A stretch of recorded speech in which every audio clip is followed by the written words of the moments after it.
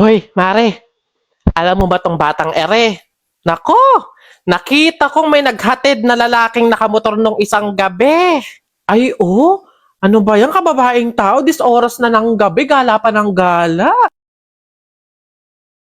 At nagpahatid pa pala talaga sa lalaking nakamotor. Ano ba yan, mga babae talaga ngayon, mga kabataan, mga kumikirengking na talaga. Excuse me, ako po ba yung pinag-uusapan nyo? Ay bahala na ma-issue na kesyo hinatid ng isang lalaki. At least, safe na ka-uwi. Eh kesa naman hindi ka nga hinatid ng lalaki, namatay ka naman sa holdupper tsaka kidnapper. Ano ba yan? Malilate na ako. Ang tagal naman ng book ko. Hoy, Iha. Ah, yes po. Nakita ka daw ng anak ko sa bar ah. Ay nako, Iha, ayos-ayusin mo yung sarili mo ha. Kakaganyan mo, baka dulo-dulo mabuntis ka kaagad. Ah, baka po na yun nung nag-celebrate ako ng birthday ko nung nakaraang... Teka, pagod na nga pala ako mag-explain na mga chismis yun na mga issue yung ganyan. E di nabuntis, sumali sa 4-piece, blessing! Tapos mag-online selling na lang.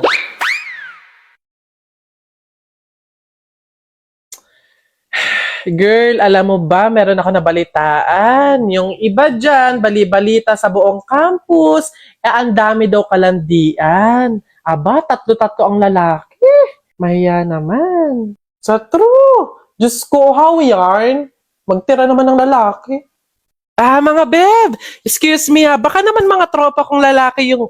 Ah, oo, mga lalaki ko yon, may pang umaga, tanghali at gabi. Para madaming extra, di ba? Ali lalaki, anytime, anywhere.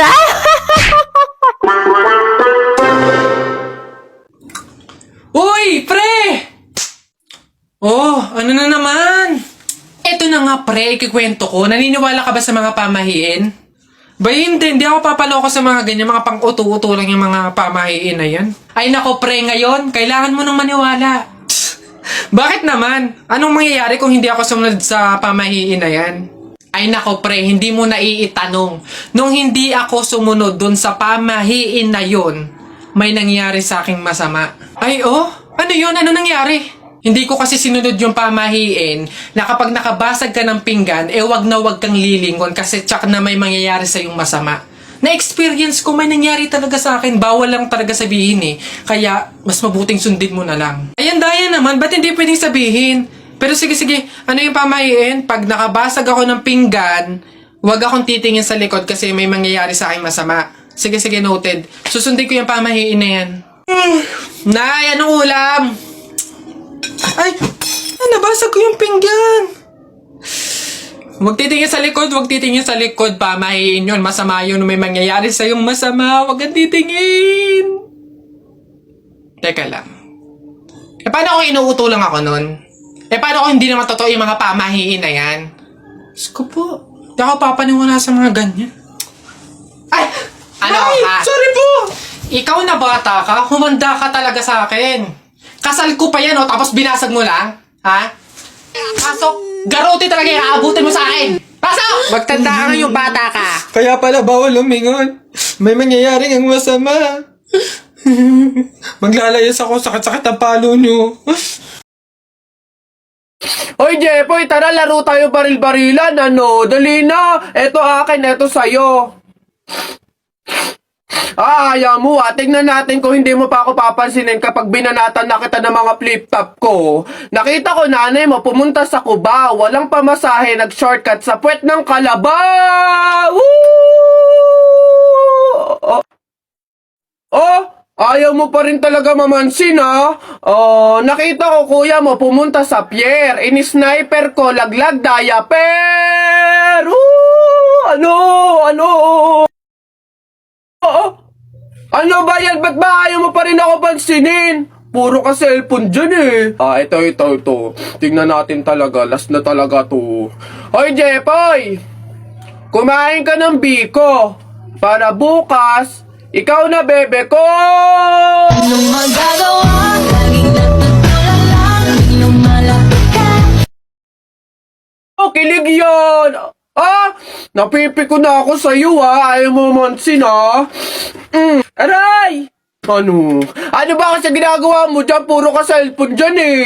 Syempre, naghahanap ako ng pwedeng i-post ko dito sa Instagram kasi ang dami ko ng followers.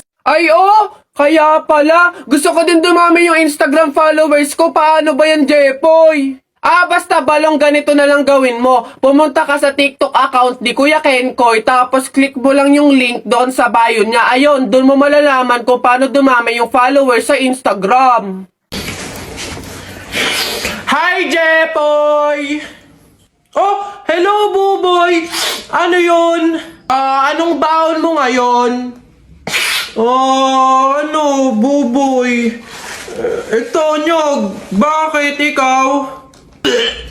It's like, ano ba yung baon mo? Wala ka sa baon ko. Chocolate at juice. Panis. Ano naman? Meron pa naman akong iba ditong baon. Hindi lang naman Nyog. Meron din naman akong, baon na pinya.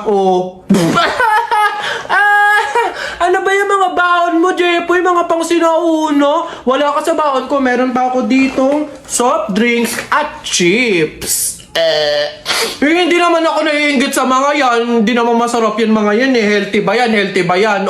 Eto, talagang authentic, unique. Meron pa din naman ako ditong suha. Saan mo ba nakukuha yung mga baon mo, Jepoy? It's not giving. Meron pa ako. You want more? I have biscuits at soju. Wala kang ganito, no? Di mo kasi afford. Balang yabang mo dyan, no? Inaano ba kita dyan? Yabang-yabang na ito, Kala mo naman, di naman inaano. Bakit? Di ba yun sa masakit? Ikaw nga, hinuli mo yung kalapati. Ano ako baka? Ikaw, sabi mo pa nga, tara, Jepoy, huliin natin yung kalapati. Kuhain natin. Ba't ako? Laban na ng flip top, Tignan natin kung may magagawa yung mga baon mo. Huy, tip, maglalaban ata ng flip top si Buboy tsaka si Jepoy. Tara. Tara. Don't touch me. Kamay mo madumi. Wash muna bago touch me. Wala, laos. Ito ako. Sabihin mo sa nanay mo, break na kami. Nakita ko ang panty na ganung kalaki.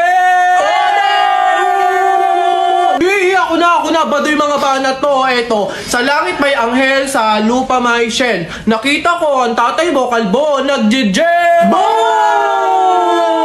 Yabang na ito, eto. Dapat sa'yo pasabugin ang muka. Ulo lang, wag kasama katawan. Pagkasama katawan, sabog pati laman.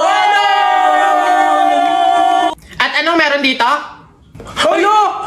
Buboy, Jepoy, to the guidance office. Hoy, Mike Jun, Alex, may tanong ako. Anong gagawin nyo kapag kayo na lang tao sa mundo? Dali. Basta sasakay ako sa mga Ferrari, sa helicopter, tsaka sa mga eroplano. Tapos okay lang kahit ibangga ako kasi wala na namang mga pulis lalo sa akin. Pupunta ako sa Star City tapos sasakyan ko lahat ng mga rides doon. Ikaw na nga lang mag-isa Sino magpipindot nun? Ayo nga. Yun na yung sa inyo Basta ako wala namang makakakita sa akin. Maguhubad ako.